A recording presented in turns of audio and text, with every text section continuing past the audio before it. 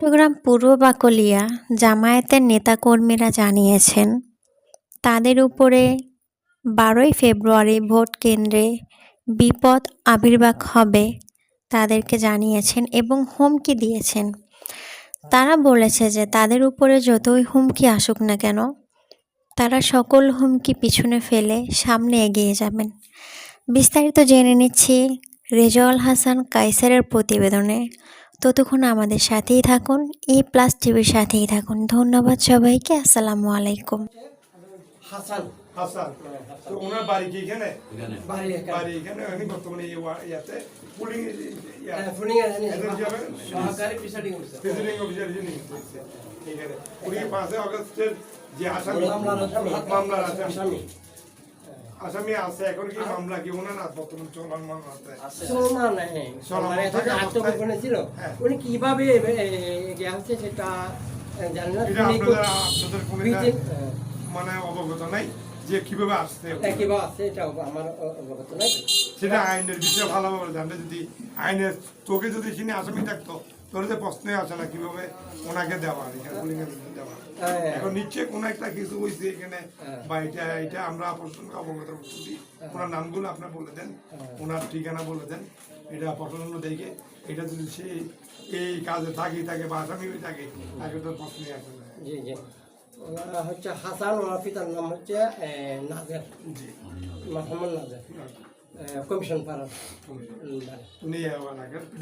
এই এলাকার আমাদের এলাকার প্রিসাইডিং অফিসার হিসেবে আছে। তো এটা একটা শুনে খুবই ইয়ার মধ্যে আছি, ভীতির মধ্যে কীভাবে করে ঢুকলো আমি এই আসামিটা। আর বাকিটা আলহামদুলিল্লাহ আমরা মনে করতেছি আমরা আমাদের সামনে এখনও কেউ এরকম করার সাহস করে নাই এবং করবো না। আমরা একই পাড়া একই গিয়া একই অবস্থান, আমরা সব সুন্দরভাবে প্রতিষ্ঠানী বেতনের বেতন স্কেলের যেই র্যাঙ্ক আছে এবং ওই র্যাঙ্কে তো উনি সরকারি প্রিসাইডিং হতে পারেন না, এবং নির্বাচন কমিশনের নীতিমালা অনুযায়ী উনি যদি সরকারি দায়িত্ব পালন প্রাপ্ত হলেও উনি অন্য এলাকার প্রিসাইডিং অফিসার হবেন।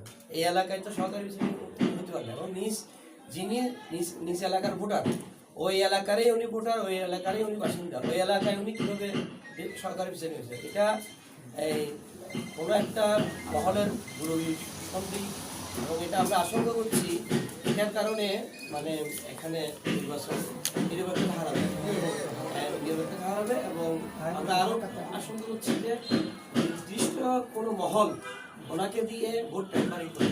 এটা আমরা প্রশাসনের যথাযথ দৃষ্টি আকর্ষণ করছি, একটা সুষ্ঠু ব্যবস্থা করার জন্য আশা করছি। এলাকাটার নামটা বলে দেন।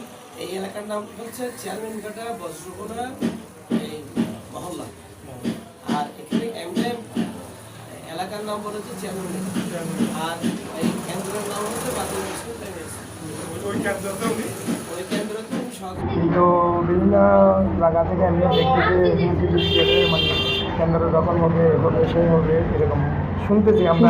এটা কোনো শুনতেছি এগুলা বলতেছে আর কি, মহিলাদেরকে কেন্দ্র যেতে দিবে না, এরকম বলতেছে শুনতেছি। মানে এই জন্য বলতেছি যে একটু মানে হয়তো ক্রিটিক্যাল হতে পারে এইটা আমাদের এইটাই মনে হয় এখানে যথেষ্ট পরিমাণ প্রশাসনের লোকজন থাকবে, সেনাবাহিনীও মাঠে থাকবে, বিডিপিও মাঠে থাকবে, প্রতিটা বাহিনী মাঠে থাকবে। তো এখন মোটামুটি যে সবাই থাকা অবস্থায় আপনারাও আছেন এলাকার মধ্যে, মানে সেরকম কোনো কিছু যদি আপনারা দেখেন তাহলে প্রশাসনকে আপনারা অবশ্যই আমরা তো প্রশাসনের উপরে সম্পূর্ণ 100% আস্থা আছে প্রশাসনের উপরে। তো আমরা আশা করি এটা হতে দেবে না প্রশাসন, সহযোগিতা পাবেন। হ্যাঁ, ইনশাল্লাহ আপনারা সহযোগিতা থাকবেন। প্রশাসনের যে কোনো সমস্যা হলে প্রশাসনকে আপনারা আর আপনারা অ্যালার্ট থাকবেন। আমরা আছি, আমরা খুব বেশি দায়িত্ব আপনারা। আপনার নামটা বলে দেন। আমার নাম শফিকুল আলম। ধন্যবাদ। মোহাম্মদ শফিকুল আলম। ভাইয়ার নামটা একটু মোহাম্মদ জাকিরুল্লাহ। তো মোটামুটি আপনারা তো ইলেকশন নিয়ে মোটামুটি কাজ করতেছেন, আপনাদের কোনো বাধা বিদ্রোহ কেউ এখন আসে নাই? এখন পর্যন্ত আসে নাই, তবে মানুষের মুখে শুনতেছে কিছু তারা এরকম দখল শুনতেছেন। আর সেরকম যদি হয়ে থাকে নিকটে প্রশাসন থাকবে।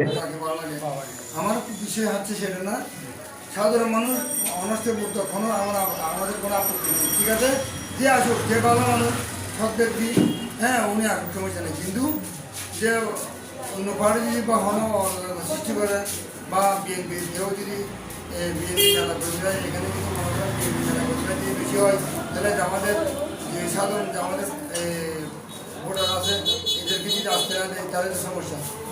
আরও শুনতে যদি অনেক জায়গায় মানে কেন্দ্র বন্ধ করে দেবে, এদিকে মাস্টার স্কুলের দিকে মানে ওইদিকে হাল আছে না, ওই মাস্টার স্কুলের দিকে ভিতরে রোড হয়েছে আর কি, হাল হয়েছে ওইদিকে মানে আসা যাওয়ার জন্য রাস্তা আছে, ওইখানে নাকি এরা ক্যাম্পে ইয়ে করবে, প্রতিরোধ করবে, মানে এরা বাঁচতে দিবে না। হ্যাঁ প্রতিবন্ধ চিকিৎসা করবো আর কি, ঠিক আছে। এটা আমরা এখন মানে আপনারা শুনতেছেন আজ বাস্তবে এখানে শুনতেছি এটা এখন আপনারা ইনশাল্লাহ যদি এরকম করে দেখেন, প্রশাসন সবসময় থাকবে, এখানে সেনাবাহিনী আছে, বিজিবি আছে, পুলিশ আছে, প্রশাসন সম্পূর্ণ থাকবে, নির্বাচন কমিশন শক্ত হাতে হ্যান্ডেল করতেছে এটা। তাহলে মনে করেন এটা আসলে এটা যদি আমাদেরকে জি আমাদেরকে যদি এটা যদি আপনারা নিজেরা হাতে আইন হাতে নাম ঘুরে আর প্রশাসন অবশ্যই আমাদের নিজে হাত আমরা নিব না, কারণ আমাদের এগুলো আমি আমাদের কোনো নাম্বারগুলো যেগুলো থাকবে ওইসব নাম্বার আপনারা ইনশাল্লাহ নক করবেন। এগুলো আমাদের মধ্যে কোনো এটা কি নির্দেশ নাই, কোনো মারামারি যাতে নিশ্চিত করতে, কোনো মারামারি যাওয়ার দরকার নাই, বা যেখানে দরকার হবে এখানে হ্যাঁ ভোট দিতে আসবে, যাকে ভোটটা দেয় হ্যাঁ আমরা সে আশা করি হবে। আশা করি।